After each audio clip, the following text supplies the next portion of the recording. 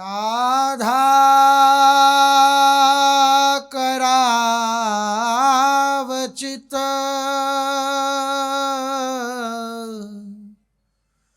पल्लव वल्लरी के राधा पदांक विलसन मधुर स्थली के राधा यशो मुखरमथ खगावली के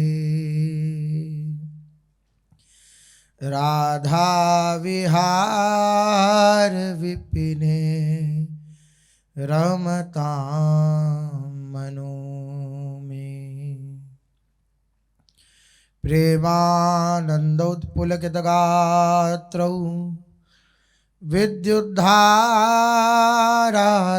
समकांति श्री राधा कृष्णो मनसि दधानं वन्देऽहं श्रीहितहरिवंशं वन्देऽहं श्रीहितहरिवंशम्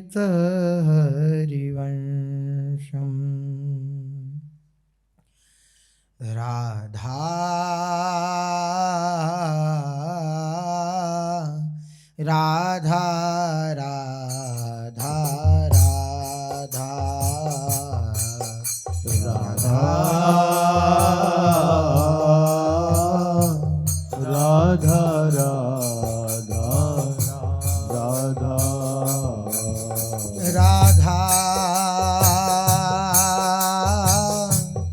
राधा राधा राधा राधा राधा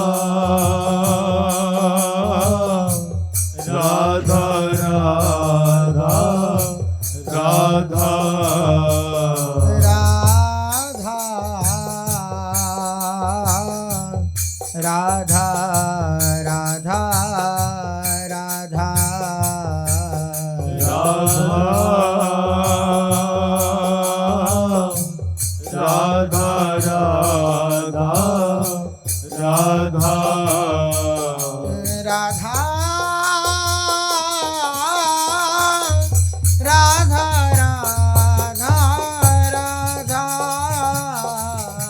राधा राधा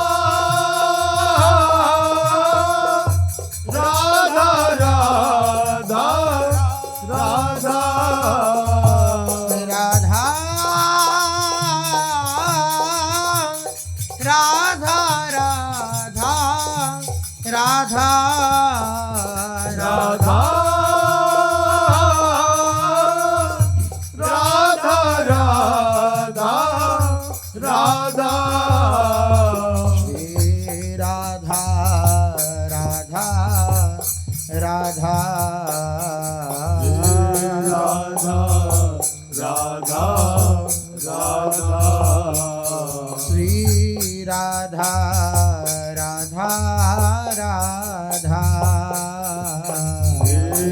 राधा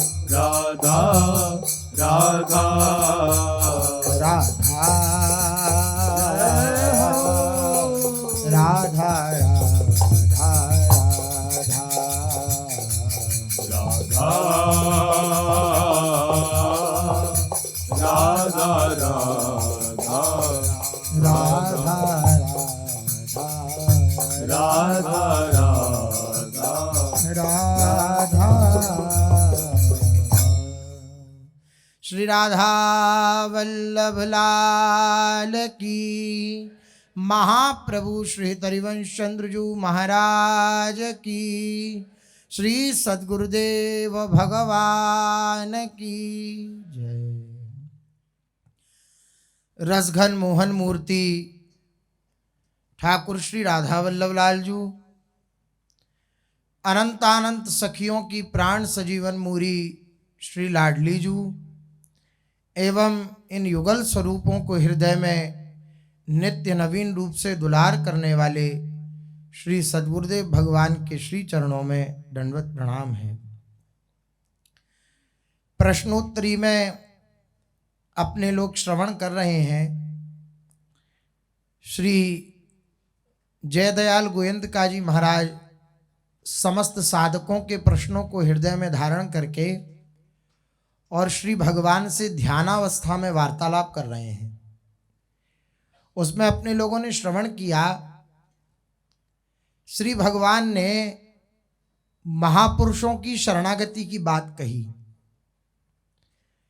महापुरुषों की शरण जो ग्रहण कर लेता है वे भगवान को अनायास प्राप्त कर लेता है। अनायास प्राप्त करने का अर्थ क्या है? अनायास प्राप्त करने का अर्थ है उस उपासक के जीवन में अपना साधन कुछ नहीं होता। महापुरुषों के द्वारा प्रदत्त उपासना पद्धति होती है तो उसका आयास प्रयास नहीं है। महापुरुषों की आज्ञा पालन करने से, महापुरुषों की शरणागति को स्वीकार करने से, उनकी शरण में रहने से अनायास ही भगवान से संबंध दृढ़ होता चला जाता है और अनायास ही भगवान की प्राप्ति हो जाती है। मुख्य बात क्या है? मुख्य बात यही है महापुरुषों को अपना जीवन समर्पित कर देना। यह अत्यंत कठिन बात है। महापुरुषों को अपना जीवन समर्पित कर देना, गुरुजनों को अपना जीवन समर्पित कर देना, ये बिना अस्तित्व समर्पण के नहीं होता और अस्तित्व समर्पण करना अत्यंत कठिन बात है। भगवान की प्राप्ति की दृढ़ इच्छा हृदय में हो, अपने हृदय की कोई भी मान्यता आड़े ना आ रही हो, तब महापुरुषों की बात का प्रभाव चित्त पर पड़ता है।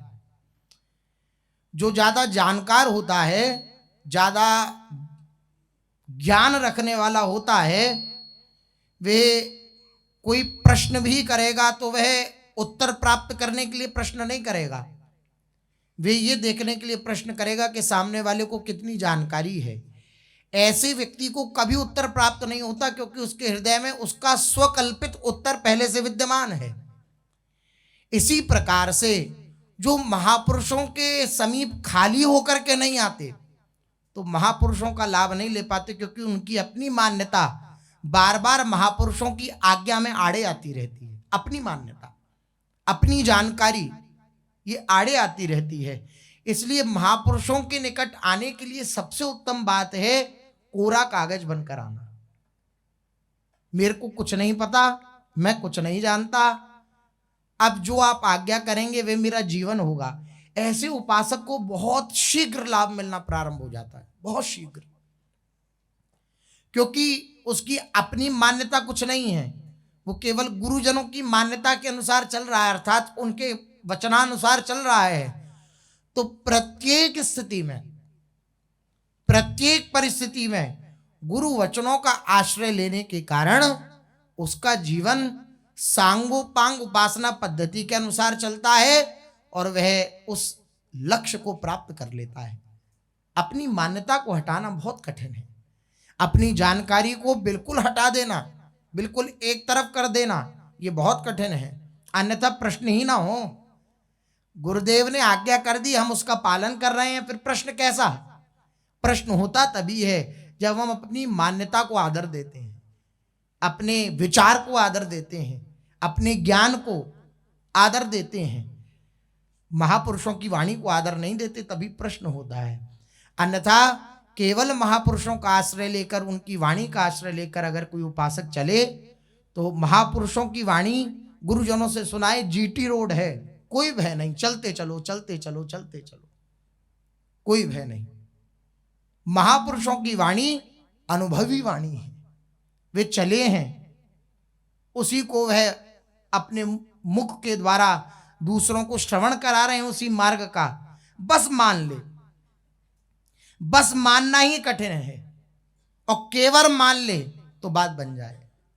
लेकिन हम अपने मन की बातों को मानते रहते हैं, गुरुजनों की बातों का आदर नहीं कर पाते, इसलिए भटकाव बना हुआ है।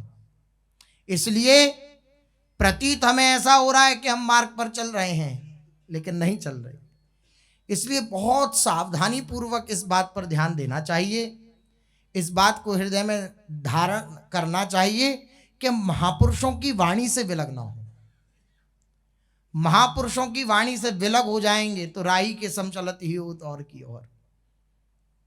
अपने जीवन में कहीं भी क्लेश हो, कहीं भी अशांति हो, कहीं भी मार्ग के विरुद्ध चिंतन हो रहा हो, जो हमारा मार्ग है उसके विपरीत चिंतन हो रहा हो, तो सच मानिए कहीं ना कहीं हम गुरुजनों की आज्ञा से विलग हुए हैं।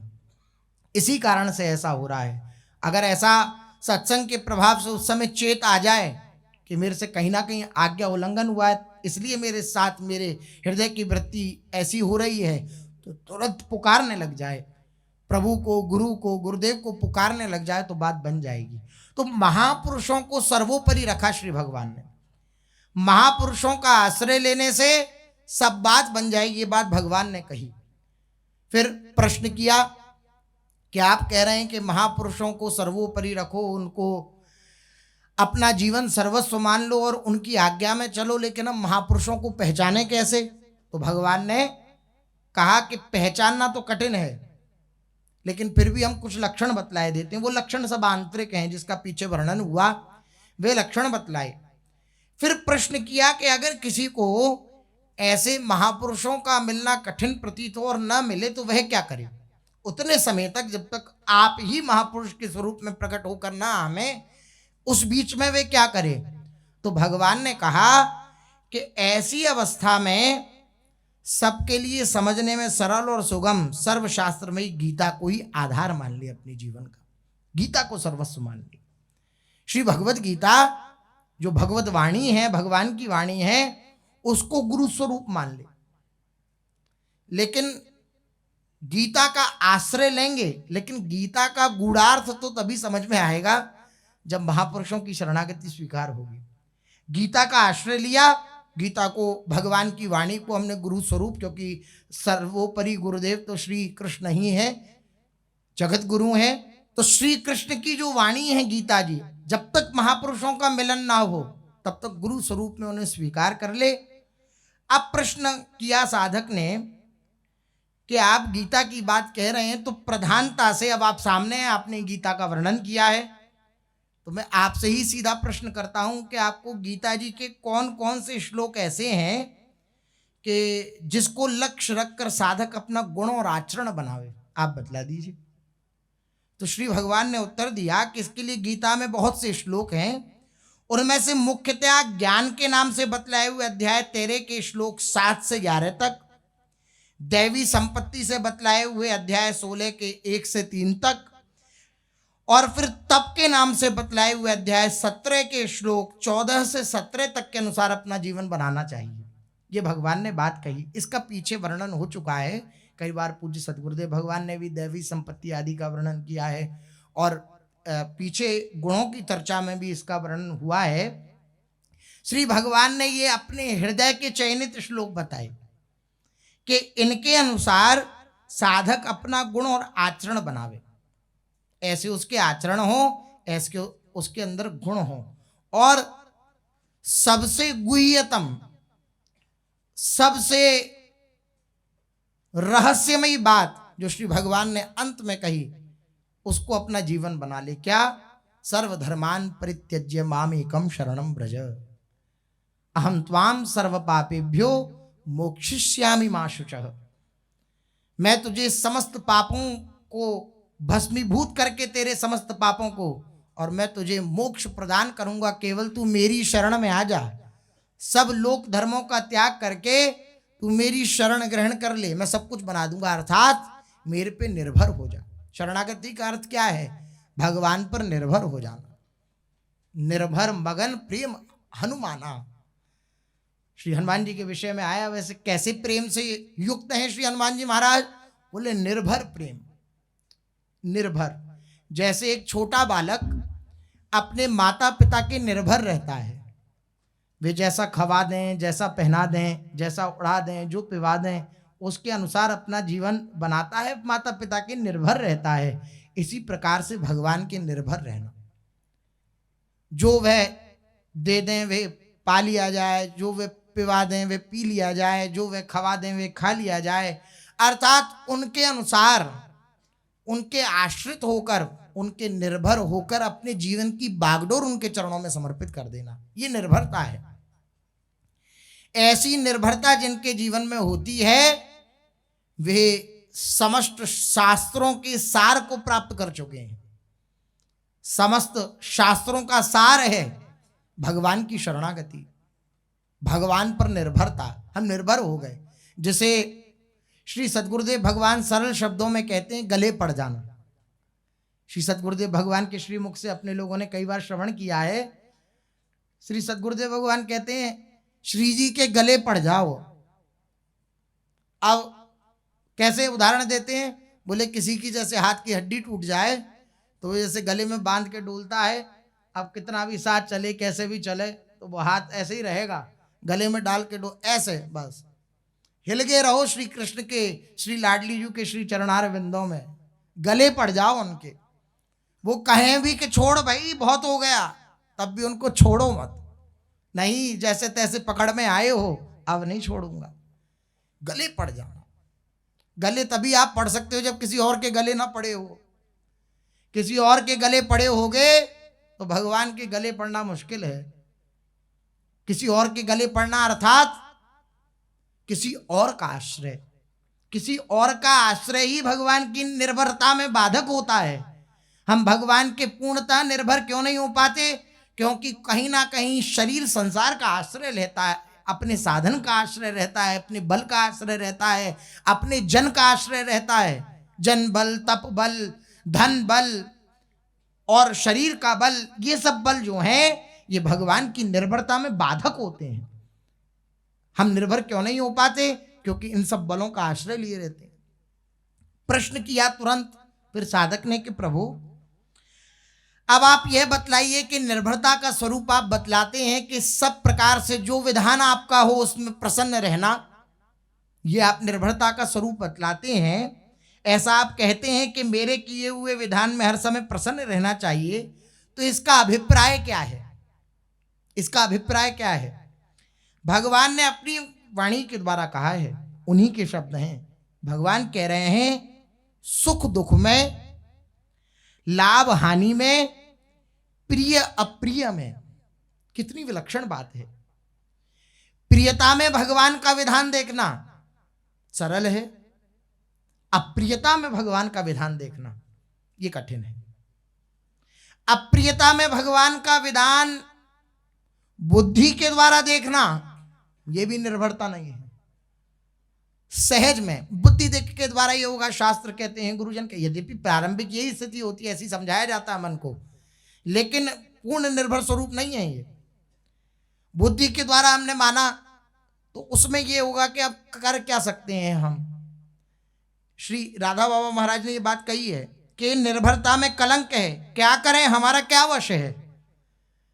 भाई कोई विपरीत परिस्थिति आई, अब उसको हम सुधार नहीं सकते, क्या करें, हमारा क्या वश है। जो भगवान का विधान है वे परम मंगलमय, ये बुद्धि, तो ये पूर्ण निर्भरता तो ये है। विधान आया और उस विधान में जैसे सुखमय विधान में प्रसन्नता थी मुख पर, ऐसी दुखमय विधान में प्रसन्नता मुख पर वैसी की वैसी बनी रहे, ये निर्भरता है।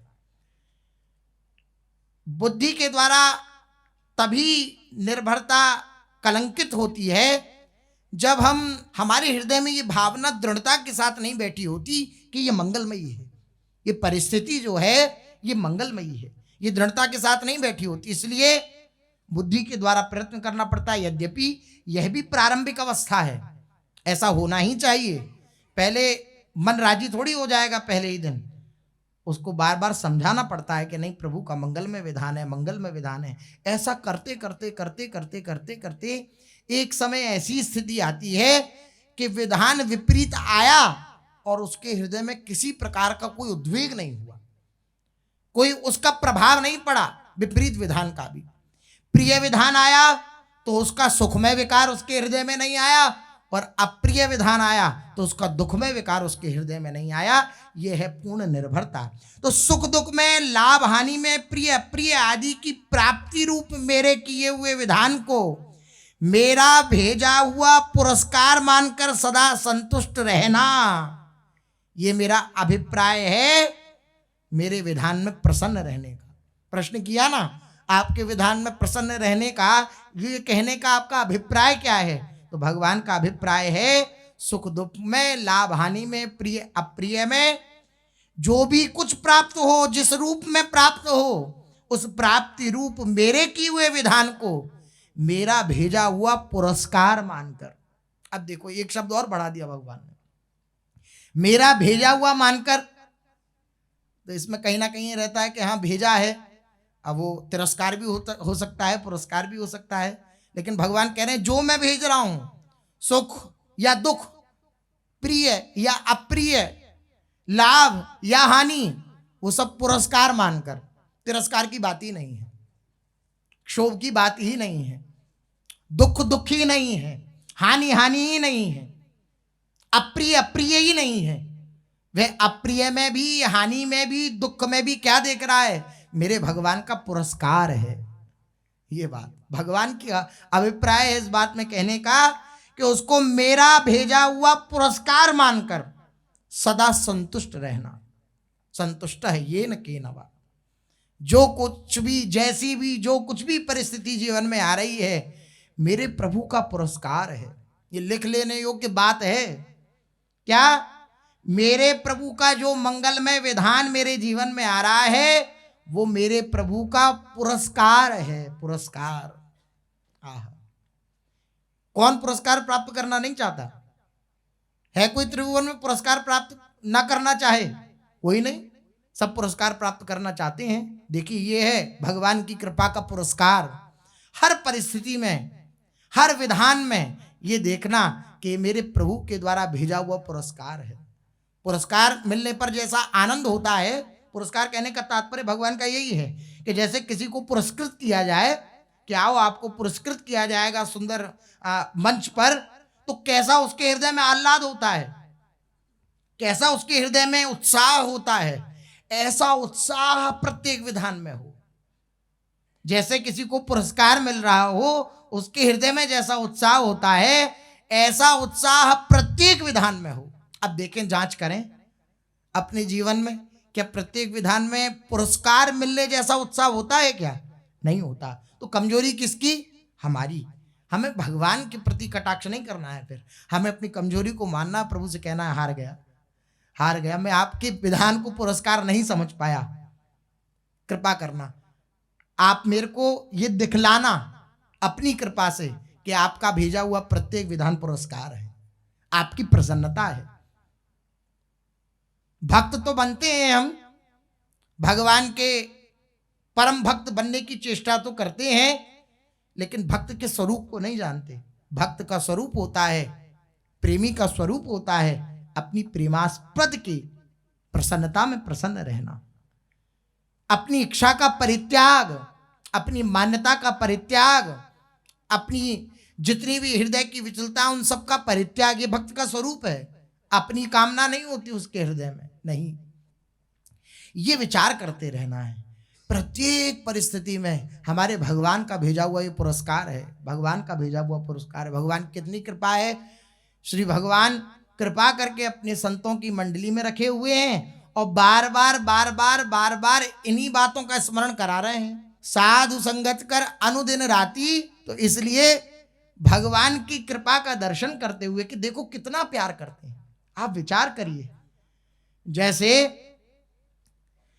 किसी गहरी खाई में कोई फंस जावे, किसी का प्रिय, तो वह प्रत्येक प्रयास करता है कि तुम इधर से जाओ, इधर से जाओ, इधर से जाओ, ऐसे उसको घेरो और ऐसे उसको खाई से निकालो या दलदल से निकालो। वो प्रयास करता है, जितना उसके पास बल है वो अपना पूर्ण बल लगाकर उस खाई से या उस दलदल से निकालने का, अपने प्रिय का प्रयास करता है कि निकल जाए। देखिए भगवान हमसे कितना प्यार करते हैं। भगवान हर प्रयास कर रहे हैं, ये अब निकल जाए दलदल से, ये अब निकल जाए खाई से, इस संसार के गर्त में ये पड़ा हुआ है, ये अब निकल जाए। तो क्या प्रयास किया जाए? बुरे लग जाओ, चारों पांचों तरफ से निकालो, अब भी ना निकले।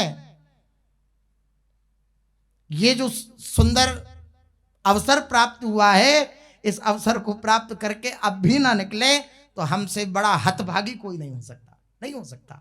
भगवान का सबसे बड़ा कृपा प्रसाद है महापुरुषों की प्राप्ति, और वे महापुरुष जन चारों तरफ से घेरे हुए हैं। अब इससे बड़ी कृपा कुछ है क्या? परम पूज्य प्रातः स्मरणीय पंडित श्री गया प्रसाद जी महाराज यही बात कहते हैं कि भगवान ने अगर भजन करने का समय तुम्हें दे दिया तो अब कुछ और मांगना नहीं। अब श्री ठाकुर जी से और कुछ मत मांगना, क्योंकि अब और कुछ देने के लिए उनके पास है ही नहीं। संतों का समागम दे दिया, भजन करने का अवसर दे दिया, भजन कैसे किया जाए, कैसे उसे बचाया जाए, कैसे बचाकर पचाया जाए, ये सब भी युक्तियां बतला दी सत्संग के प्रभाव से, ये सब बाना बना दिया। अब भी बात नहीं बनी तो फिर सो परत्र दुख पावई सिर धुन धुन पछताए। उसे पछताना पड़ेगा, निश्चित पछताना पड़ेगा, क्योंकि ये संयोग बार बार नहीं बनता है, बना है फिर बनेगा, नहीं बनेगा कुछ पता नहीं है। इसलिए लाभ ले लें। लाभ क्या लेना है? उत्साहित रहें, हम भगवान के हैं। उत्साहित रहें, हम संसार के नहीं हैं, भगवान के हैं। इस बात से उत्साहित रहें। हम श्री जी के हैं, हम ठाकुर जी के हैं। हमारे गुरुजनों ने हमारा संबंध श्री ठाकुर जी से जोड़ दिया। इस बात से उत्साहित रहें और इसी के स्मरण में रहें, तब तो आनंद बना रहेगा, तब तो इसका हम लाभ ले पाएंगे। और जहां कहीं और मन की वृत्ति प्रसन्नता का अनुभव कर रही है, कहीं और मन की वृत्ति जा रही है, कहीं और सुख खोज रही है, तो फिर बात बिगड़ जाएगी। जो मिला है वो बहुत मिला है, बहुत मिला है, जिसके योग्य ना हम कभी हो सकते थे, ना हो सकते हैं, ना हैं, वह मिला है हमें। वह मिला है उनकी कृपा से, तो उनकी कृपा का अनादर ना होने पाए। अनादर क्या है? उनकी कृपा का स्मरण ना करना, यही कृपा का अनादर है। हम पे कितनी कृपा है, हम पे कितनी कृपा है। चारों तरफ से महापुरुषों ने घेर रखा है और वे हमें घेर करके निश्चित रूप से इस खाई से निकालेंगे और श्री प्रियालाल के श्री चरणों में डाल देंगे। और सच्ची और पक्की बात तो ये है कि निकाल चुके हैं और डाल चुके हैं प्रियालाल के श्री चरणों में। खाई से निकाल चुके हैं, उस दलदल से निकाल चुके हैं, और अब बस ये है कि थोड़े कपड़े सने हुए हैं दलदल के, तो वो प्रभावित कर रहे हैं। जैसे कोई दलदल में फंस रहा हो, उसे निकालो तो भयभीत रहता है ना कि देखो बच गया मैं, उसे विश्वास नहीं होता मैं बच गया। बस ऐसा ही हमें विश्वास नहीं हो पा रहा है कि हमारा काम हो चुका है। ऐसे ही हमें विश्वास नहीं हो पा रहा, हमें भय सताया हुआ है कि नहीं, पता नहीं, ये स्वप्न तो नहीं देख रहा मैं। लेकिन सच मानिए ये सत्य है। क्या सत्य है? हमें श्री ठाकुर जी ने कृपा करके श्री गुरुदेव भगवान दिए, और श्री गुरुदेव भगवान ने हमें इस दलदल से निकाल दिया और श्री जी के चरणों में स्थापित कर दिया है। बस हम इसका स्मरण करते रहें। हम कहाँ हैं? श्री जी के चरणों में निवास कर रहे हैं। श्री वृंदावन धाम श्री प्रियाजू का निज महल है, निज घर है। अपने निज घर में श्री ठाकुर जी रख रहे हैं, श्री प्रियाजू रख रही हैं अपना निज घर, और यहां से कभी बाहर नहीं जाते। यदि वृंदावन मात्र गोचर में हो या न श्रुति कम शिरो प्यारो ओढ़ुम क्षमते न शिव शुकादि नाम तु यध्यानगम। कहीं भी श्री युगल प्रिया का वह साक्षात्कार कहीं कोई नहीं कर सकता, श्री वृंदावन धाम में कर सकते हैं। और श्री वृंदावन धाम हमें प्राप्त हो चुका है। सोयो हो तो विषय मंदिर में हित गुरु टेर जगायो, अब तो व्यास बिहार बिलोकत शुक नारद मुनि गायो। जिसका गायन सुखदेव जी, नारद जी आदि बड़े बड़े महापुरुषों ने किया है, वे विहार में देख रहा हूं। श्री व्यास जी महाराज कह रहे हैं, हरिराम व्यास जी। ये कैसे? बोले मेरे हित गुरु ने, मेरे गुरुदेव ने मुझे टेरा और मुझे उस दलदल से निकाला और अपने श्री चरणों में निवास स्थान प्रदान कर दिया। ये हमें प्राप्त हो चुका है। बस इसका स्मरण बना रहे। जो कृपा है उसकी स्मृति बनी रहेगी ना, तो उस कृपा का आस्वादन कर पाएंगे। और कृपा के विपरीत अगर कोई स्मृति होगी तो हम कृपा का आस्वादन नहीं कर पाएंगे, और कहीं ना कहीं ये विचार मन में आ जाएगा कि पता नहीं हम पर कृपा है या नहीं है। ये तभी आता है उपासक के हृदय में जब कहीं और सुख बुद्धि होती है, किसी और की मान्यता हृदय में धारण किए रहता है कि अमुक चीज जो है ये कृपा है, तब ये बात हृदय में आती है। अन्यथा केवल और केवल भगवान के आश्रित होकर जो कृपा है उसका रसास्वादन, उसका चिंतन करता रहे, तो उस कृपा का अनुभव कर पाएगा, अनुभव कर पाएगा। अब जो कृपा हुई है उसका अनुभव करना है अपने को। जितनी कृपा हम पर है उसका अनुभव हम नहीं कर पा रहे, जितनी कृपा हम पर है उसका अनुभव भी हम नहीं कर पा रहे हैं।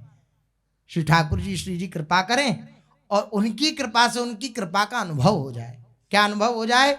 मेरे पे बहुत कृपा है। ऐसा ही इस बात को श्री सद्गुरुदेव भगवान कई बार कह चुके हैं ब्रह्मा जी की स्तुति की बात को, कि जो ये स्मरण करता रहता है मेरे पर बहुत कृपा है, मेरे पर बहुत कृपा है, मेरे पर बहुत कृपा है, और आए हुए प्रत्येक विधान को, प्रत्येक प्रारब्ध कर्म आदि का जो फल प्राप्त हो रहा है उसको भगवान की कृपा समझ करके उसे अंगीकार करता रहता है, तो उसको भगवत प्राप्ति ऐसे हो जाती है, उसे ये भगवत संपत्ति ऐसे मिल जाती है कि जैसे एक पिता की संपत्ति पुत्र को प्राप्त हो जाती है, उसे ये समस्त भगवत संबंधी समस्त भगवत वैभव उसे प्राप्त हो जाता है। जो ये स्मरण करता रहता है मेरे पे बहुत कृपा है, मेरे पे बहुत कृपा है, तत्तेनुकंपाम सुसमीक्षमाणो भुंजान एवात्म कृतम विपाकम। ये स्वरूप भगवान की कृपा का स्मरण, भगवान की कृपा का स्मरण। चलते हैं श्री महाप्रभु जी के चरित्र में। अपने लोग श्री जगन्नाथ जी की दिव्य लीलाओं का श्रवण कर रहे हैं, जिसमें श्री रोहिणी मैया श्री कृष्ण की समस्त रानियों को ब्रजलीला का दर्शन करा रही हैं। ब्रजलीला का वर्णन करते हुए रोहिणी मैया कह रही हैं कि श्री कृष्ण से अत्यंत प्रेम करती हैं गोपी जन। गोपियों का जो प्रेम है वे निश्चल है, निष्कपट है, कामना की गंध से शून्य है, निष्काम प्रेम है उनका, ऐसा प्रेम है उनका। इसलिए रानियों, रहते तुम्हारे निकट हैं लेकिन स्मरण गोपी जनों का करते हैं। रानियों ने कहा कि वे रहते हमारे निकट हैं, स्मरण गोपियों का करते हैं, लेकिन गोपी जनों ने तो उन्हें चोर घोषित कर दिया। पूरे ब्रज में ये चोर हैं, ये चोर हैं। तो रोहिणी मैया के नेत्र डबडबा गए और रोहिणी मैया बोली कि तुम जानती नहीं हो उनके कहने का अभिप्राय, वो कैसे चोर हैं, किस बात का संबोधन गोपी जनों ने श्री कृष्ण के लिए किया चोर। वो जानती हैं कि इन्होंने हमारे चित्त को चुराया है, वे जानती हैं कि इन्होंने हमारे किसी भी कलश को न देखकर हमारे कलशों को चुरा लिया, अर्थात अंगीकार कलशों के सहित हमें कर लिया, हमारे आचरणों के सहित हमें अंगीकार कर लिया। इसलिए वो माखन चोर तो हैं ही, लेकिन मुख्यतः चित्त चोर हैं। ब्रजे प्रसिद्ध नवनीत चौरम गोपांगनानाम चदुकूल चौरम।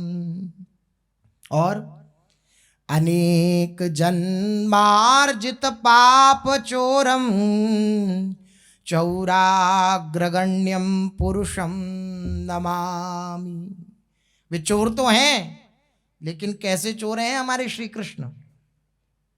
देखिएगा ब्रज में प्रसिद्ध हैं ये चोर नाम से। वो क्या करते हैं? माखन चुराने वाले हैं। माखन क्या है? संत हृदय नवनीत समाना। ये संत स्वरूप जो गोपी स्वरूप में प्रकट हुई हैं, इनके हृदय का जो प्रेम है यही माखन स्वरूप है। इनके प्रेम का रसास्वादन करने के लिए श्री कृष्ण ऐसी लीला करते हैं।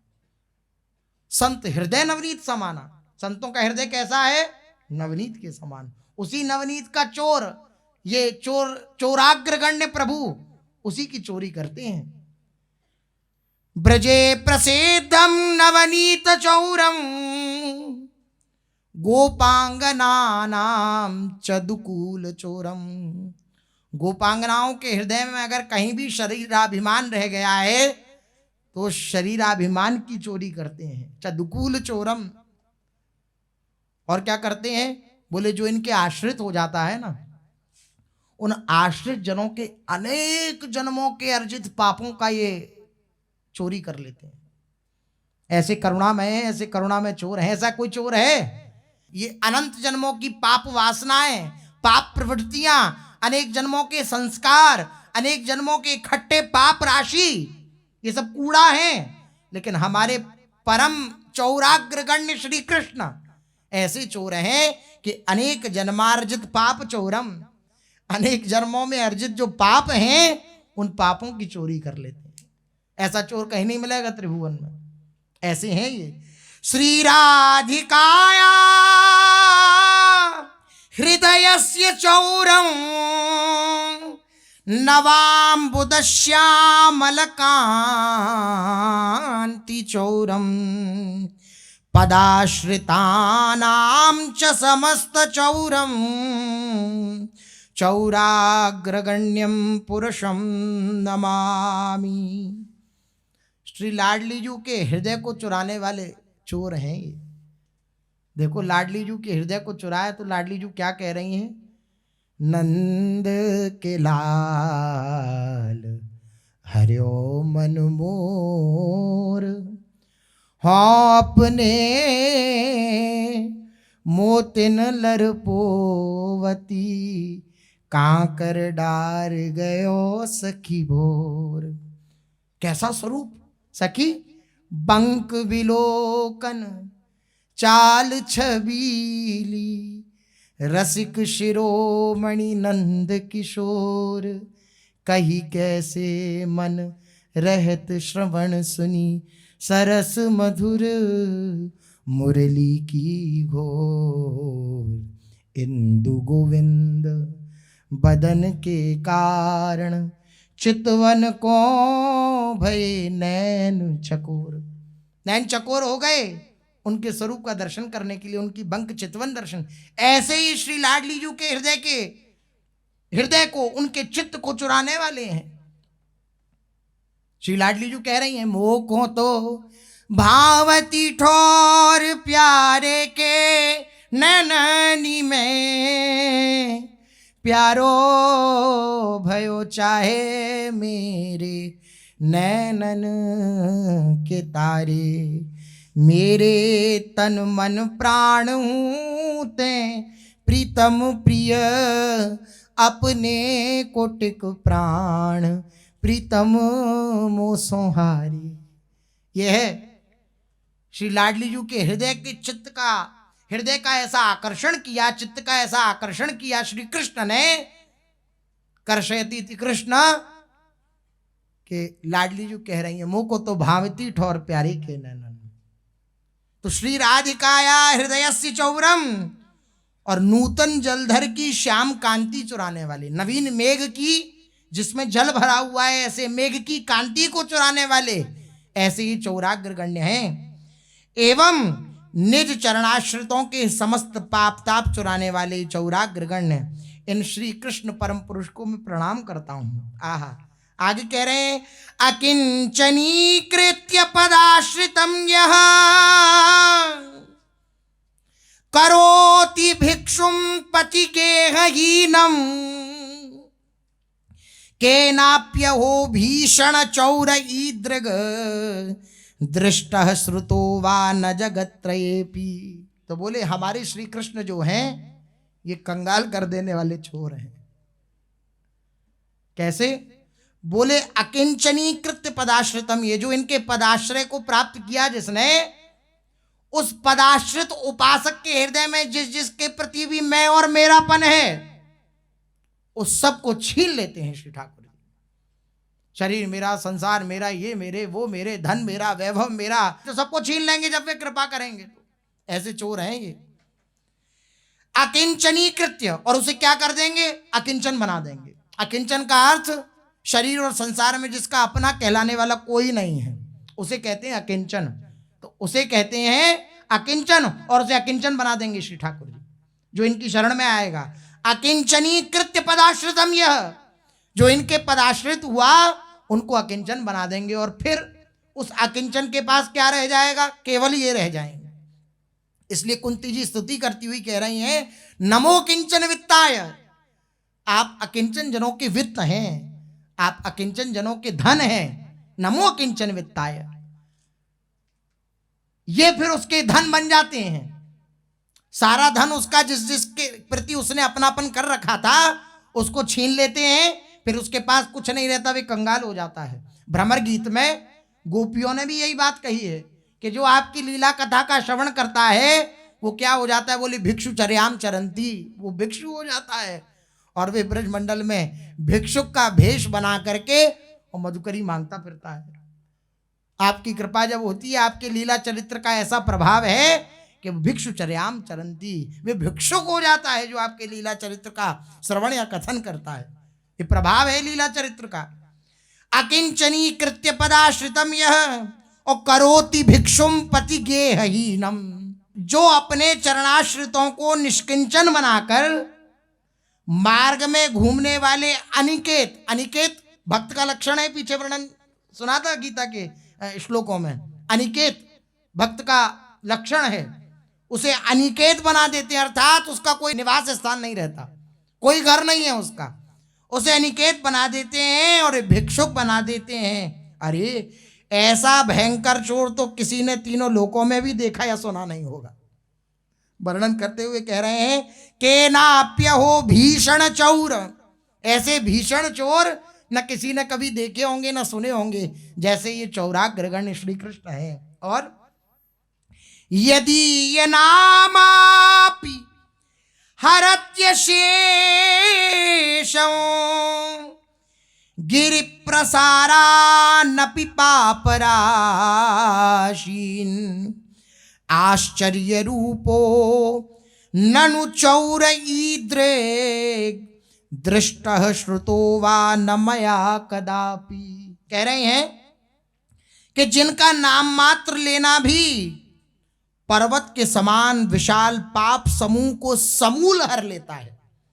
इतना बड़ा प्रभाव है नाम का, इतना बड़ा प्रभाव है, विश्वास कर लेना चाहिए। हमें विश्वास नहीं होता तभी बात बिगड़ जाती है। इतना बड़ा प्रभाव है नाम का कि अगर पापों के पर्वत हों, पहाड़ हों, तो उन पापों के पर्वत समूहों को, पर्वत समूह बात आई है, पर्वत समूह समझते हैं, पापों का एक पहाड़ नहीं है, पूरा कुल खानदान है पापों का, समूह है पापों के पहाड़ों का, उन समस्त पापों के पहाड़ों को समूल हर लेते हैं। ऐसे श्री कृष्ण हैं। ऐसे आश्चर्य रूप वाले चोर तो मैंने कभी कहीं देखा नहीं है, कभी सुना नहीं है। आहा, आश्चर्य रूपो ननु चौर ईदृग, ऐसे आश्चर्य रूप चोर को न मैंने कभी देखा है ना सुना है। और धनम च मानम च तथेन्द्रियाणि प्राणांश्च हृत्वा मम सर्वमेव पलायसे कुत्र धृतोद्य चौर त्वं भक्ति दाम्नासि मया निरुद्ध। हे चोर, अब प्रार्थना करते हुए कह रहे हैं उन चौराग्रगण्य प्रभु को, हे चोर, मेरे धन मान इंद्रियां प्राण एवं सर्वस्व को हरकर कहां भागे जा रहे हो। अब जैसे चोर पकड़ में आ जाए और देखा जाए कि ये सब जिसको मैंने अपना मान रखा था धन वैभव को वे ले जा रहा है और पकड़ में आ जाए तो आप क्या करेंगे, उसे बांध लेंगे कि नहीं बांध लेंगे। बोले ऐसे ही जिसके जीवन में इस चोर का आक्रमण हुआ, श्री कृष्ण रूपी चोर का, जिसके जीवन में ये आक्रमण हुआ, वह देखता है कि मेरा तो अब कोई अपना कहलाने वाला नहीं है और ये भी चोरी करके भागे जा रहे हैं। पहले कुछ प्रेम बढ़ा करके और फिर दूर खड़े मुस्काने लगे। पहले तो प्रेम बढ़ाया कि तुम हमारे प्रेमी, हम तुम्हारे प्रेमी, तो बोले देखो जा नहीं सकते हो, जो जो मेरा था वो तुमने हरण कर लिया। यद्यपि विनोद की बात है, वो सब कुछ उन्हीं का है, लेकिन जो जो मेरा था, जो मैंने अपना मान रखा था, वो तुमने हरण कर लिया। अब जब सब हरण कर लिया तो तुम्हें अपना माना मैंने। अब जब तुम्हें अपना माना तो तुम जा रहे हो तो जाओ मती। जैसे चोर को दंड प्राप्त कराया जाता है ऐसे तुम्हें दंड मिलेगा। क्या दंड मिलेगा? बोले पलायसे कुत्र, कहां जा रहे हो, कहां पलायन कर रहे हो। धृतोद्य चौरम त्वं भक्ति दाम्नासि मया निरुद्ध। अब तुम आओ और तुम्हें मैं रस्सी से बांधूंगी। रस्सी क्या है? प्रेम रज्जु। अच्छा, ये रस्सी नहीं है, ये धागा है, बहुत महीन धागा है, लेकिन अनंत बलवान, अनंत बलों को धारण करने वाले प्रभु भी इस प्रेम रज्जु को तोड़ नहीं पाते। सब कुछ भस्मीभूत करने में सक्षम हैं, लेकिन इस प्रेम रज्जू को नहीं तोड़ पाते प्रभु। प्रेम के बंधन में मोहन बंध गए और फिर प्रेमियों ने जो बनाया बन गए। फिर प्रेमी जन जैसा उन्हें जो बनाना चाहते हैं वैसे बन जाते हैं, बनने के लिए राजी रहते हैं। पग चापूं, सेज बिछाऊं, नौकर बनूं हजाम, सब कुछ बनने के लिए राजी हो जाते हैं इस प्रेम रज्जू में बनने के कारण। रज्जू कहा गया, रस्सी नहीं है, धागा है, धागा। आहा, क्योंकि आज तुम भक्ति रूप रज्जू से धारण कर मेरे द्वारा रोक लिए गए हो, इसलिए तुम कहीं नहीं जा सकते। अब चोर ने चोरी करी, उसे बांध लिया। किसमें बांध लिया? बोले प्रेम रज्जू में। बोले अब विचार आएगा कि आपके हृदय में कि मैं तो इसे तोड़ दूंगा। बोले नहीं, आपके अंदर ये सामर्थ्य नहीं, आप इसे तोड़ सको। क्यों? छिनाचि घोरम यम पाश बंधनम भिन्नत्सि भीमं भव पाश बंधनम छिन्नत्सि सर्वस्य समस्त बंधनम नैवात्मनो भक्त कृतम तु बंधनम। आप में सामर्थ्य है। क्या सामर्थ्य है? छिन्नत्सि घोरम यम पाश बंधनम। आप यमराज के भयंकर पाश बंधन को काट डालने की सामर्थ्य रखते हैं। हम जानते नहीं क्या आपके अंदर ये सामर्थ्य है। छिन्नत्सि घोरम यमपाश बंधनम, और आपके अंदर ये भी सामर्थ्य है भिन्नत्सि भीमम भवपाश बंधनम। संसार के भयंकर पाश बंधन को आप विदीर्ण कर सकते हैं। आप में ये सामर्थ्य है। और तो और छिन्नत्सि सर्वस्य समस्त बंधनम, सभी जनों के, समस्त संसार के समस्त बंधनों को काट डालने की सामर्थ्य है आप में। मैं आपकी सामर्थ्य को जानता हूं, लेकिन एक सामर्थ्य नहीं आपके अंदर। क्या? नैवात मनो भक्त कृतम तु बंधनम। भक्त जनों ने जिस रज्जू से प्रेमी भक्तों के द्वारा रचा हुआ जो ये प्रेममय बंधन है, उसको आप कभी नहीं काट सकते। सर्व सामर्थ्यवान होते हुए भी आपके अंदर ये सामर्थ्य नहीं है कि आप प्रेमी जनों के द्वारा इस रचे हुए बंधन को काट दें। ये सामर्थ्य आपके अंदर नहीं है। अब क्या कह रहे हैं? बोले मन मानसे तामस राशि घोरे काराग्रहे दुःखमये निबद्ध लभस्व हे चौर हरे चिराय सर्वस्वचौर्य दोषोचितमेव दंडम स्वचौर्य दोषोचितमेव दंडम। इसलिए हे मेरा सर्वस्व चुराने वाले चोर रूप हरे, हे हरि, मैंने आज तुमको अज्ञान रूप अंधकार समुदाय से भयंकर एवं दुख में मेरे मन रूपी कारागार में बांध लिया है। मेरा मन कैसा है? अज्ञान अंधकार से युक्त है। जैसे चोर को कारागृह में डाला जाता है अंधकार में, तो बोले मेरा मन जो है ये अंधकार में है। देखो कैसी धन्यता है। बोले मेरा मन जो है ना ये अंधकार से युक्त है, अज्ञान रूपी अंधकार से युक्त है, और दुख में मेरे मन रूपी कारागार में आपको बांध लिया है। मेरा मन क्या है? दुख रूपी कारागार है, उसमें आपको बांध लिया है। अतः अपनी चोरी रूप दोष के उचित दंड को ही बहुत समय तक प्राप्त करते रहो। तुमने जो ये चोरी करी है, सर्वस्व हरण किया है, इसके दंड को आजीवन कारावास, तुम्हें आजीवन कारावास दिया। क्या? यहां रहो, हमारे मन में रहो। अंधकार में है जानते हैं, लेकिन आप प्रकाश स्वरूप हो। आप जहां आओगे चित्त में, वहां प्रकाश ही प्रकाश हो जाएगा। आहा, काराग्रहे वस सदा हृदये मदीये मद भक्ति पाश दृढ़ बंधन निश्चल सन त्वाम कृष्ण हे प्रलय कोटि शतांतरे पी सर्वस्व चौर हृदयान्न ही मोचयामी। हे मेरा सर्वस्व चुराने वाले कृष्ण, मेरी भक्ति रूप पाश के दृढ़ बंधन में निश्चल होकर मेरे हृदय रूप कारागार में सदैव निवास करते रहो, सदैव निवास करते रहो। हाँ, क्योंकि मैं तो अपने हृदय रूप कारागार से करोड़ों कल्पों में भी विमुक्त नहीं करूंगा, करोड़ों जन्मों तक नहीं करूंगा। आप मेरे हृदय में रहो। यत्र यत्र मम जन्म कर्म भीर नारके परमे पदे थवा राधिका रति निकुंज मंडली तत्र तत्र हृदय में विराजताम। आप मेरे हृदय में निवास करो, आपको ये सजा है। आपने जब सब कुछ मेरा माना हुआ मुझसे छीन लिया ना, तो अब आप मेरे हो, अब आपको जो मैं दंड दूंगा वो स्वीकार करना पड़ेगा। तो ऐसे चोर हैं। रोहिणी मैया की आंखें डबडबा गईं और वह बोली कि ये चोर कोई साधारण चोर नहीं है। आदौ बकी प्राण मलौघ चौरम बाल्ये प्रसिद्धम नवनीत चौरम ब्रजे चरंतम च मृदो हि चौरम चौराधिपम कृष्णमहं नमामि। विदेह सुरेंद्रस्य च गर्व चौरम, इंद्र के गर्व को चुराने वाले ऐसे चोर हैं। गो गोप गोपी जन चित्त चौरम, गौओं के, गोपों के, गोपियों के हृदय के उस वृत्ति को चुराने वाले हैं, आसक्तिमयी वृत्ति को चुराने वाले हैं, चित्त को चुराने वाले हैं। श्री राधिकाया हृदयस्य चौरम चौराधिपम कृष्णमहं नमामि। नागाधिराजस्य विषस्य चौरम, जो नागाधिराज है, काली अनाग, उसके विष को चोरने वाले हैं, चुराने वाले हैं। श्री सूर्य कन्या किल कष्ट चौरम, श्री यमुना जी के समस्त कष्टों को चुराने वाले हैं, क्योंकि कालियानाग उसमें निवास कर रहे थे श्री यमुना जी में, तो उनके समस्त कष्टों को चुराने वाले हैं। गोपी जना ज्ञान दुकूल चौरम चौराधिपम कृष्णमहं नमामि।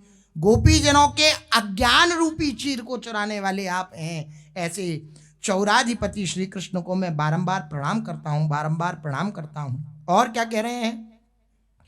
वत्सासुरादेर बलमान चौरम पित्रोस्तथा बंधन दुःख चौरम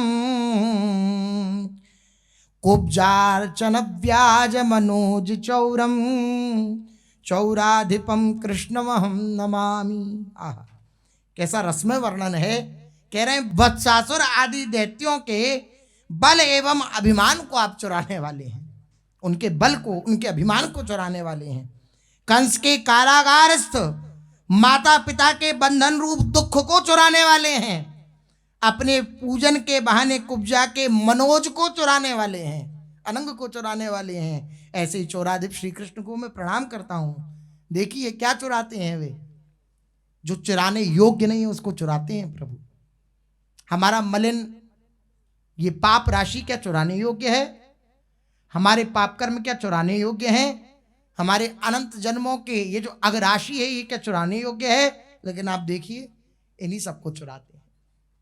हमारा चित्त जो संसार में भटक रहा है, संसार को अपना मान रहा है, उस चित्त को चुरा लेते हैं प्रभु, अपना बना लेते हैं उसे। ऐसे चोर हैं। निशाचराणामथ जीव चौरम जीवात्मनः कल्मष संग चौरम उपासकानाम च विपत्ति चौरम। जो उपासक जन है उनकी विपत्ति को हरण कर लेते हैं, उसकी चोरी कर लेते हैं। चौराधिपम कृष्णमहं नमामि। सुहृत सुदाम्नो यधनत्व चौरम शोकस्य गत्वा विदुरस्य चौरम कृष्णा पटाकर्षक गर्व चौरम चौराधिपम कृष्णमहं नमामि। निशाचरों के जीवन को चुराने वाले, जो निशाचर हैं, मारने के लिए आए, कंस के द्वारा भेजे हुए, उन सब के जीवन को आपने चुरा लिया और अपना बना लिया। ऐसे चोर हैं। जीवात्माओं के पातक पुंज को चुराने वाले, अपने उपासकों की विपत्ति को चुराने वाले, अपने मित्र सुदामा की निर्धनता को चुराने वाले, विदुर के घर में जाकर उनके शोक को चुराने वाले, द्रौपदी के चीर को हरने वाले, दुशासन के गर्व को चुराने वाले। ऐसे श्री कृष्ण हैं। युद्धे ही पार्थस्य विमोह चौरम, युद्ध में पार्थ अर्जुन के हृदय में मोह उत्पन्न हो गया, उस मोह को चुराने वाले।